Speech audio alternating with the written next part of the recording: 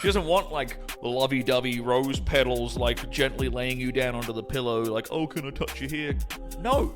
For somebody watching right now, what do you think the most beneficial, high leverage activity they can do to overcome that approach anxiety? She'll cheat on him or leave him for a dude who treats her like a piece of shit. And here's why that happens.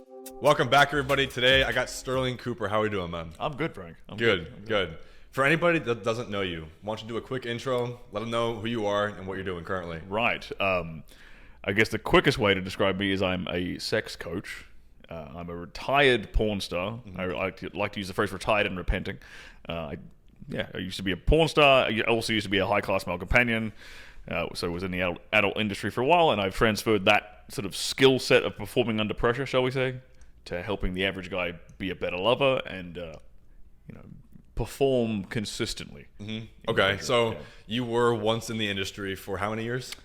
In porn specifically for 5. 5 years, half a decade. Okay.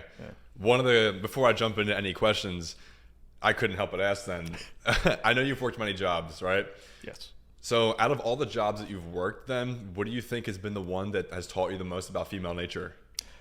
Probably being a high-class male companion, also known as an escort. Okay. This was back when I was in Australia, because my clients were like wealthy businesswomen, and they're a lot lonelier than people would think. And you start to realize, like, well, why you start thinking, well, why would that woman be lonely? She got lots of money, she got everything she wants, she can fly anywhere she wants, buy anything she wants, etc. Like, isn't this what every woman has been told, that, oh, you go boss babe, you get your career and all that sort of stuff, you'll be happy, and they're not happy.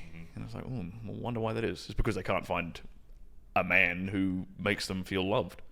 That and probably meets their standard, right? Bingo. Because the more a girl makes, as we know, like the lower their dating pool gets and smaller it gets. Unfortunately, yeah. And especially I for example had one client. She was like a deca-millionaire from China. She got to the point at the extreme end of it where she couldn't really trust anybody because everybody just wanted to use her for her money, not just like anyone she tried to date, but also her family. And so, put her in this really awkward, like, lonely position. And it was like, damn, it was not a very nice, kind of insight, but it was an insight nonetheless into how women have been sold a lie. Very much so. Modern day feminism, essentially. Yeah. To become that boss babe, that bitch. Yeah. And they just don't have the same fucking experience as a guy does that is traditionally high value. Yeah, I think guys who kind of end up becoming hyper entrepreneurs, like your hyper successful types, they love it. It's the thrill of the game. They get addicted to it in a way. Yeah. I don't think women really have that in them as much. That super innate competitive drive. I don't think so either, because they're not built for that, essentially. And if you're watching this getting offended, click off the video. I don't want you here anyways. I want you being offended. Good. Get fired up and insult me. I love it. No, yeah. I mean, it's just like most women, even the girls that are career girls that fall into that place, when they achieve that level, they're like, wait a minute, this is not what I thought it was going to be. I mean, you see a lot of them here in Miami. Very true. I used to date some of them. Now, like, 2 years later, 3 years later, they're still posting the same stories every weekend on their Instagram. Like, oh, it's them and their mid-30s girlfriends all on a boat partying. Woo! Still no boyfriend, still no ring. And it's like, and I'm not trying to be a dick saying that. I'm just, just pointing out the obvious, because that's what most girls want. And I think they are getting to the realization as well, where it's obvious.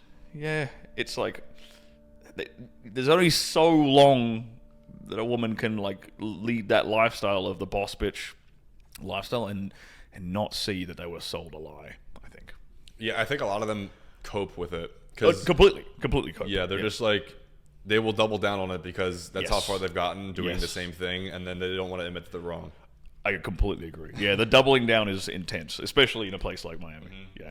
Okay, then before we jump too far into details, I know we're in the first 5-10 minutes of the pod. How about we take it back to your backstory in terms of you getting into the space? I personally don't know that. So let's jump into basically how you got into the online space, from being an escort to then a porn star, and what made you transition into being a digital personal brand. Yeah. Well, I got disillusioned with the adult industry. I'll say that much. That was sort of around 2020.